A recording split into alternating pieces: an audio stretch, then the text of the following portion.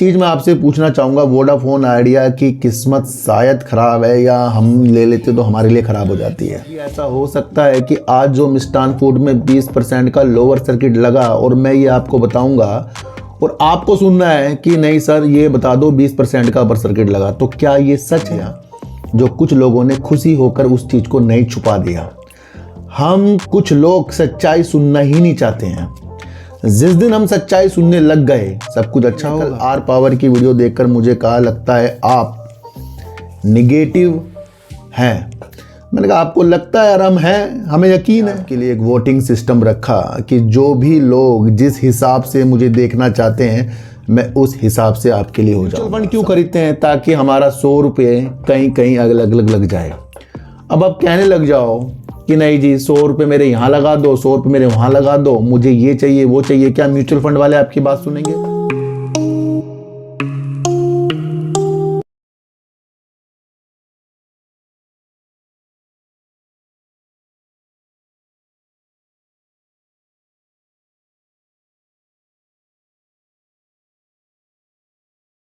नमस्कार, मैं स्वागत करता हूं आपका अपने ही चैनल पर जिसका नाम है सार्थक बाजार से।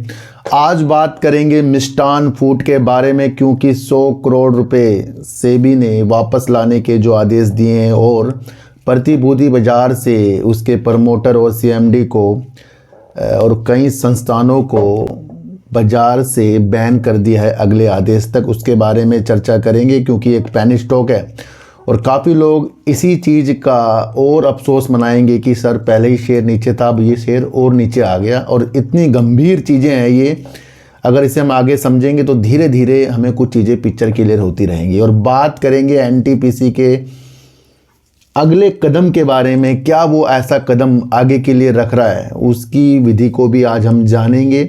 और जानेंगे एक कंपनी का आईपीओ इस साल के अंत में आ रहा है, उसके बारे में जानेंगे वोडाफोन आइडिया की अच्छाई बुराई और आगे की रणनीतियों के बारे में। इन सब की बात करने से पहले, जैसे ही कल मैंने आपके लिए एक वोटिंग सिस्टम रखा कि जो भी लोग जिस हिसाब से मुझे देखना चाहते हैं मैं उस हिसाब से आपके लिए हो जाऊंगा। सबसे पहले एक चीज़ आप समझेंगे, कभी भी चुनाव होते हैं जिसको ज़्यादा वोट मिलता है तो फिर उसका ही आगे के उद्देश्यों के साथ वो एक कैंडिडेट चुना जाता है जो उस वोट को हासिल करके विजेता प्राप्त करके गया।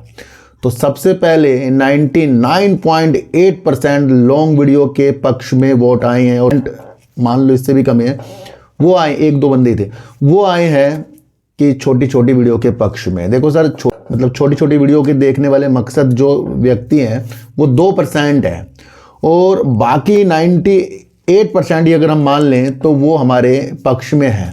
तो हम किसकी तरफ जाएंगे अब? जो हमें ज़्यादा प्यार करते हैं। देखो सर मैं आपको क्या कह रहा हूँ, मुझे सुनने वाले जॉब करते हैं, बिजनेस करते हैं और जब वो अपने काम निपटाकर घर पर आते हैं तो वो मुझे सुनना पसंद करते हैं, क्योंकि उनको अलग अलग वीडियो ना देखकर एक ही सारी चीज़ें एक ही जगह मिले, ये उनकी एक समझदारी है।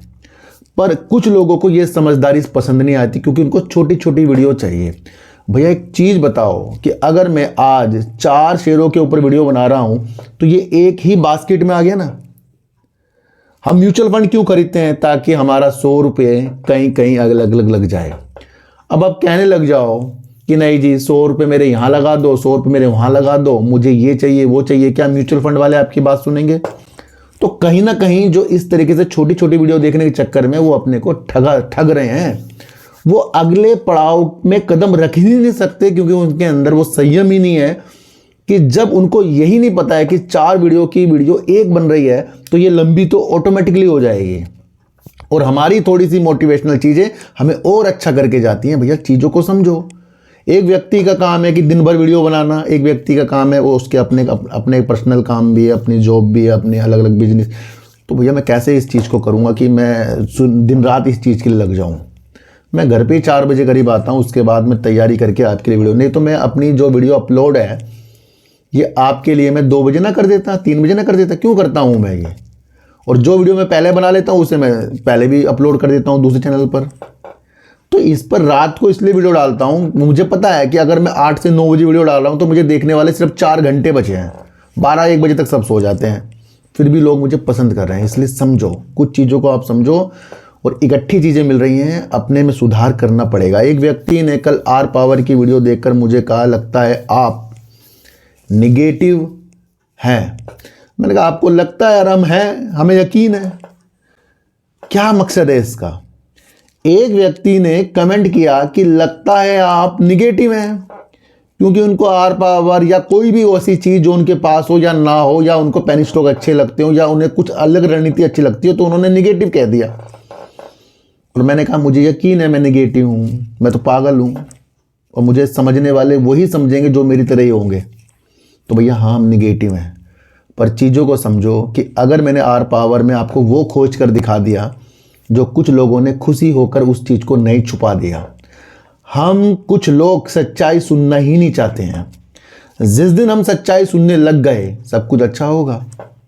मुझे किसी ने कह दिया, मैं एक व्यक्ति को बहुत अच्छी तरह जानता हूँ, उसने मुझे कह दिया उस रास्ते से नहीं जाना, उस रास्ते में गड्ढे हैं, उस रास्ते में ये वो हैं, तो मेरी क्या प्रतिक्रिया होगी? उस सच को जानना, उस सच को पहचानना, और मैं उस पहचान को कहूँगा नहीं ठीक है जी मैं नहीं जाऊँगा।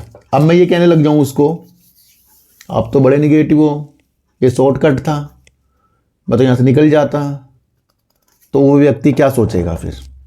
इसलिए सच सुनिए, कड़वा सुनिए, कड़वा और सच ही हमें मजबूत करेंगे। क्या कभी ऐसा हो सकता है कि आज जो मिष्ठान फूड में 20% का लोअर सर्किट लगा और मैं ये आपको बताऊंगा और आपको सुनना है कि नहीं सर ये बता दो 20% का अपर सर्किट लगा, तो क्या ये सच है? क्या ये सच सुनना पसंद कर रहे हो आप? मेरी वीडियो को दिल से देख लो। जिस दिन दिल से देख लिया, शेयर बाजार तो सुधरेगा ही, जिंदगी सुधर जाएगी हमारी। तो ये 2% लोगों के लिए आज मैंने इतनी सी बात आपको बता दी, तो हमारी वीडियो बनेगी लंबी। और अगर किसी को अपनी डेट ऑफ बर्थ दिखानी है, दूसरे चैनल पर आ सकता है। मैंने आज मूलांक 1 और भाग्यांक 1 के लिए वीडियो डाल दी है, और हो सकता है मैं उसके अंदर जो लाइव आ रहा है ना, उसके अंदर ही आपको 3 मिनट या 5 मिनट लाइव आकर जो भी न्यूज़ आ रही है उस न्यूज़ का अपडेट दूँ। क्या ये सही रहेगा? क्या मेरे डीप सर्च चैनल में जो लाइव का कॉलम आता है उसके अंदर आप छोटी छोटी न्यूज़ देखना पसंद करोगे? वो हो सकता है, क्योंकि वो तो मैं अपडेट भी नहीं करूंगा, डायरेक्ट ही चला दूंगा। तो अगर आपको वो चीज़ें हैं तो वो चैनल भी आप सब्सक्राइब कर लो। उसके अंदर लाइव में अभी क्या है सर, हमारे घर में छोटा सा फंक्शन है, उसके बाद से मैं कंटिन्यू उस चीज़ के लिए आगे बढ़ूंगा। तो हो सकता है अगर आपको लाइव देखना है कि भैया कौन सी वीडियो आ रही है, तो मैं आपके लिए वो वीडियो रात से स्टार्ट कर दूंगा, आप उसे देख सकते हो, इसलिए उस चैनल को आप सब्सक्राइब कर सकते हो। अच्छा, एक चीज़ मैं आपसे पूछना चाहूँगा, वोडाफोन आइडिया की किस्मत शायद ख़राब है, या हम ले लेते तो हमारे लिए ख़राब हो जाती है? क्योंकि कभी कभी ऐसा लगता है वोडाफोन आइडिया ने भैया दुनिया जीत ली, और कभी कभी लगता है कि दुनिया जीतने के बाद ही सब कुछ गंवा दिया।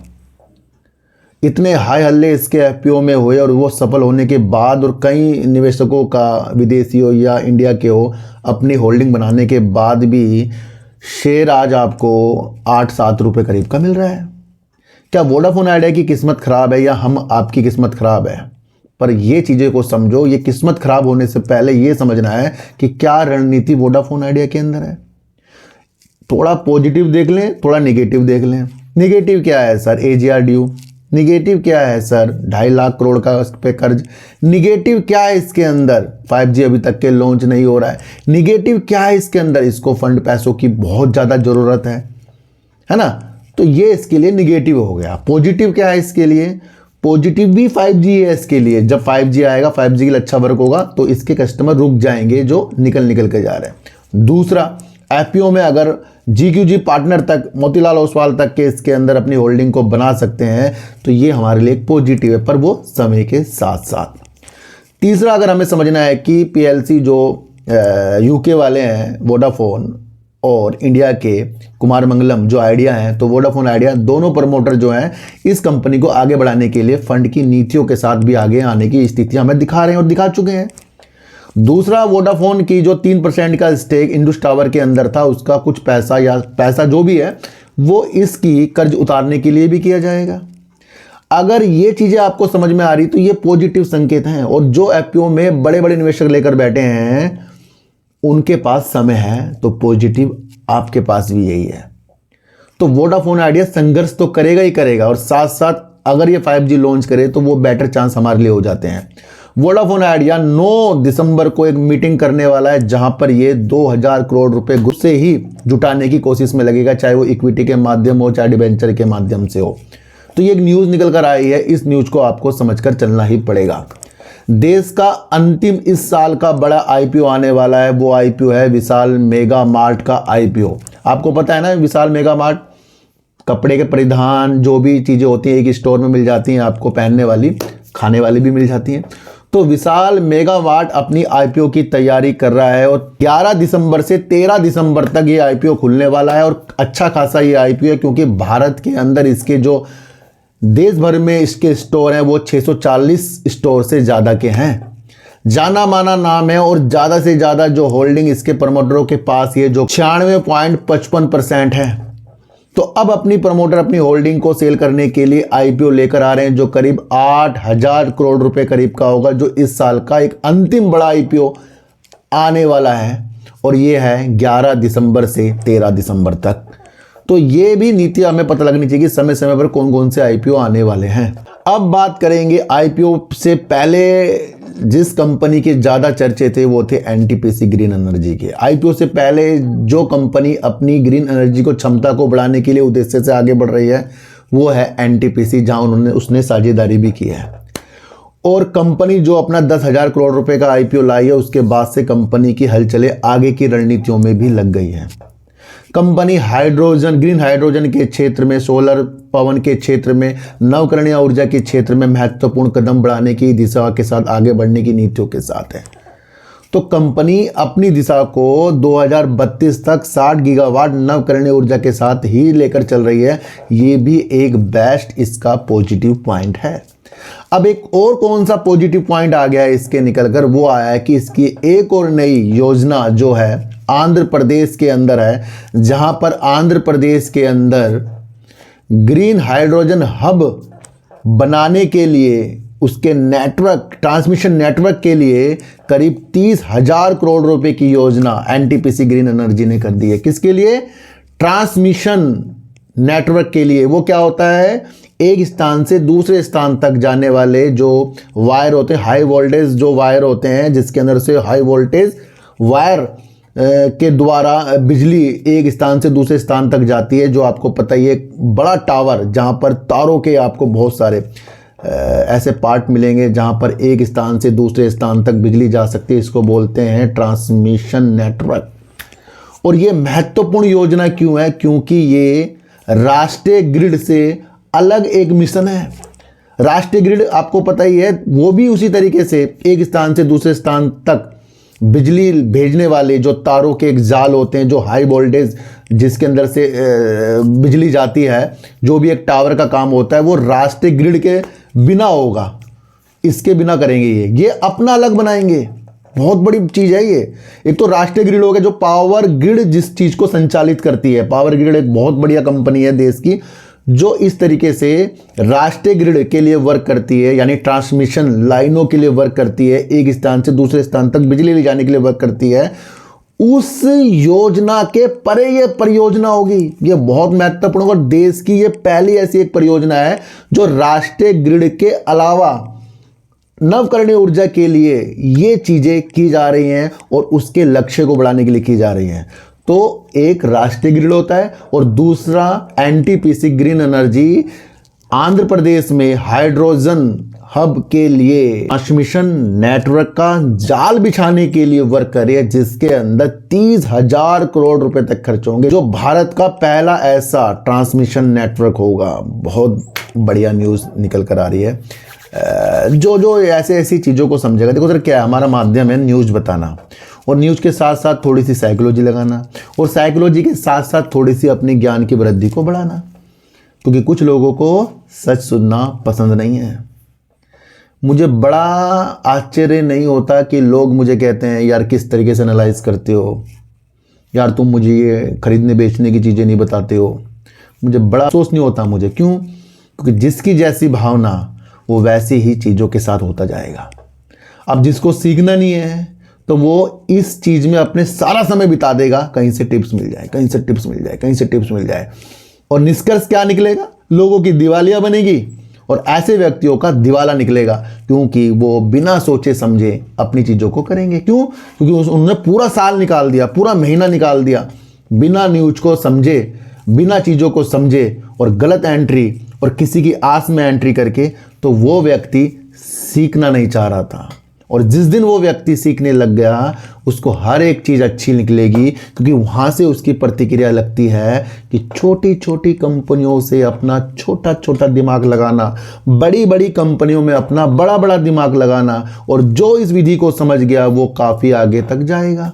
मिष्टान फूड सबके यूट्यूबरों की वीडियो के अंदर एक ऐसा हीरो रहा है जिसकी वीडियो के अंदर अच्छे खासे व्यूज मिष्टान फूड ले रहा है, क्योंकि शेयर भाग रहा है, वीडियो बन रही है, अंदरूनी काम हम समझ नहीं रहे हैं। मैंने आपको क्या कहा है कि अपने पोर्टफोलियो के अंदर 2 या 1% पेनी स्टॉक की तरफ और बाकी अपनी रणनीतियों की तरफ लगाना चाहिए। नहीं तो एंड में ये होगा कि सारे के सारे बास्केट में हमारे एक गुलदस्ता बन गया पेनी स्टॉक का, और कभी ना कभी पेनी स्टॉक के अंदर कुछ निगेटिव न्यूज आएंगी तो वो गुलदस्ता मुरझा जाएगा।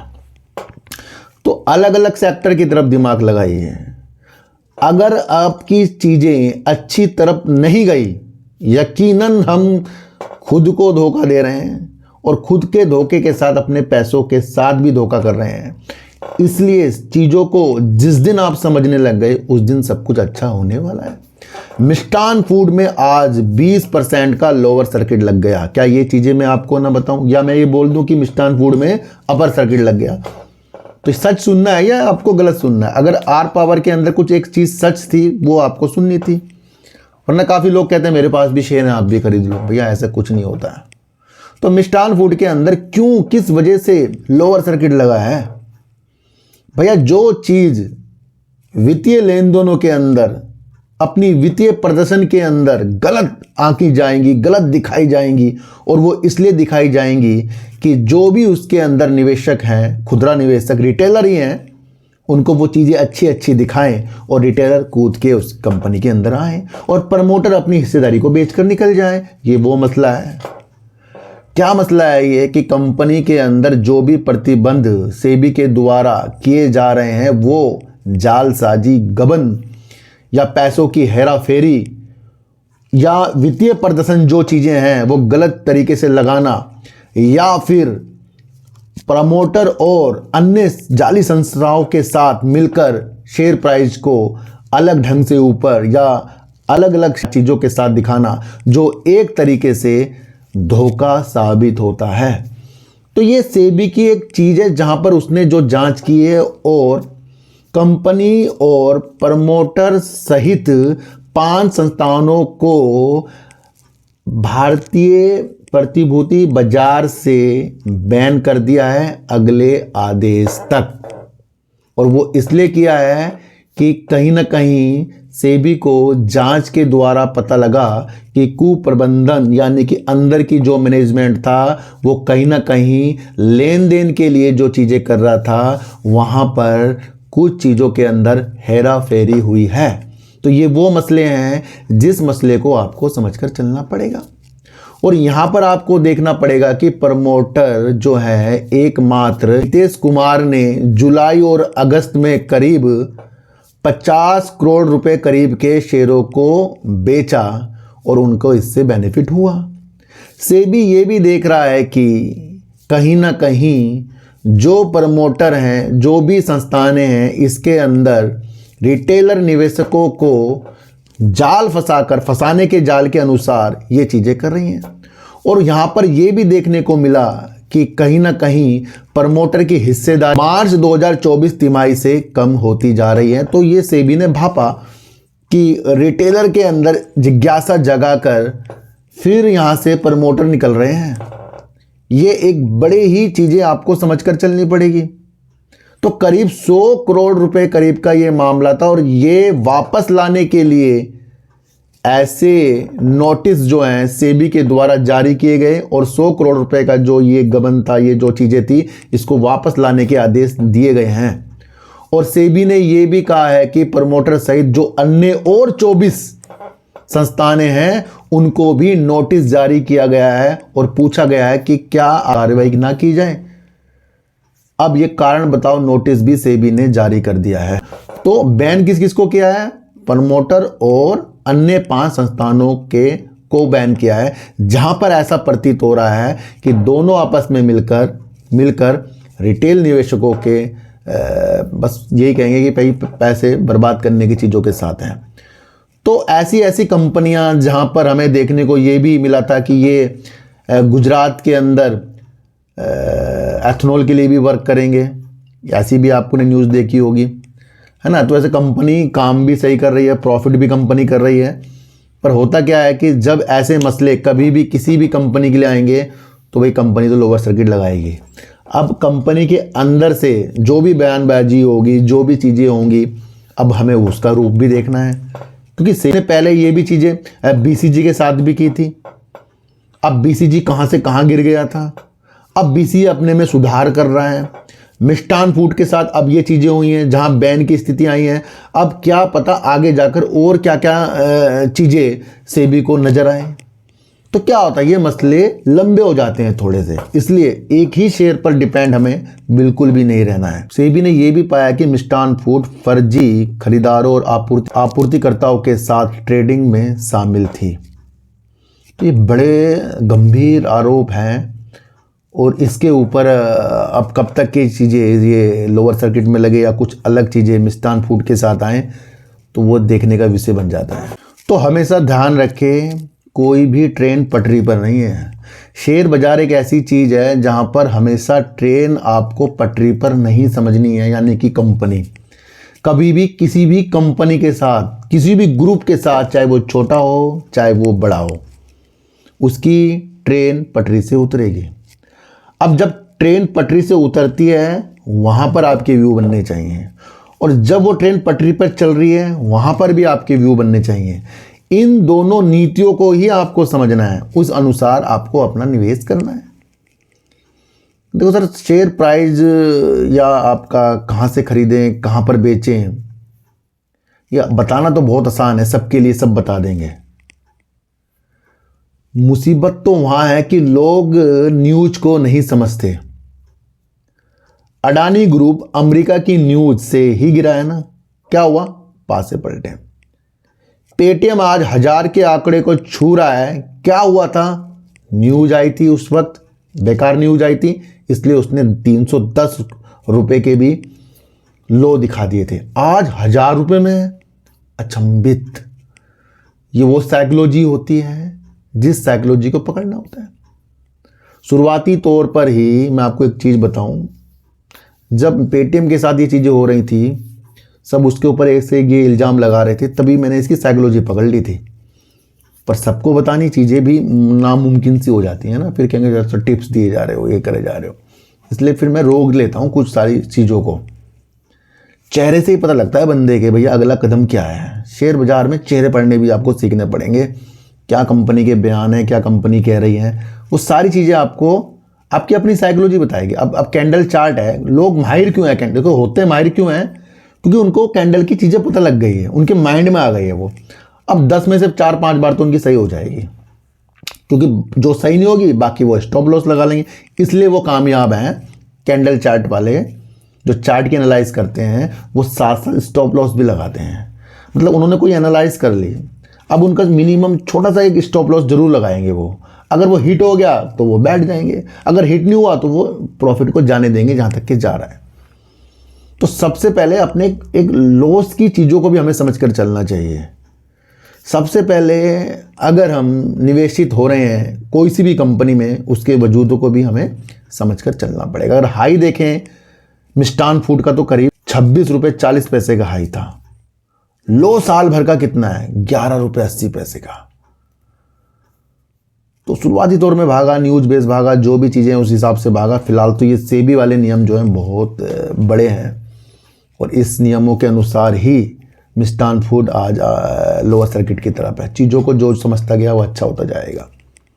सच सुनने की चीज़ों को डेवलप करो, कड़वा सुनने की चीज़ों को डेवलप करो। जो इस चीज़ों को समझेगा आगे बढ़ेगा, 99% जो लोग मुझे कह रहे लॉन्ग वीडियो बनाइए, तो वीडियो बनती रहेगी। जिनको शॉर्ट वीडियो देखनी है मैं उसके लिए लाइव आ जाया करूँगा दूसरे चैनल पर डीप सर्च 6 में। एनटीपीसी का एक ट्रांसमिशन नेटवर्क किसके लिए तैयार कर रहा है? वो 30,000 करोड़ रुपए का वो कर रहा है आंध्र प्रदेश का हाइड्रोजन हब के लिए, और ये राष्ट्रीय ग्रिड के अलावा तैयार करेगा अपना। बहुत महत्वपूर्ण न्यूज है ये, आपको समझना। वोडाफोन आइडिया 2000 करोड़ रुपए जुटाने की चीज़ों के साथ 9 दिसंबर को एक मीटिंग कर रहा है, वो आपको समझकर चलना है। विशाल मेगा मार्ट का आईपीओ 11 दिसंबर से 13 दिसंबर को खुलेगा, जो 8000 करोड़ रुपए करीब का होगा, जहां पर ये देश का एक बड़ा इस साल का अंतिम आईपीओ होने वाला है ना।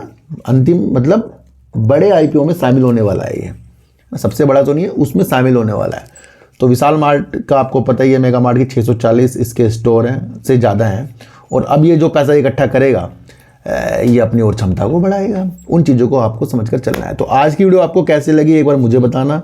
किसी को भी खरीदने बेचने की कोई भी न्यूज के ऊपर सलाह नहीं है, सिर्फ न्यूज है, न्यूज मैंने आपको बताई है। तो इसलिए सच्ची वीडियो देखिए, अच्छी वीडियो देखिए, समझ कर देखिए। सर चींटी को आटा दीजिए, गाय को रोटी दीजिए, और अपने बच्चों को ज़्यादा से ज़्यादा प्यार कीजिए, क्योंकि बच्चे ही आपकी मासूमियत से किस्मत पलटेंगे। तो फिर मिलेंगे आपसे नई वीडियो के साथ, जब तक के लिए नमस्कार।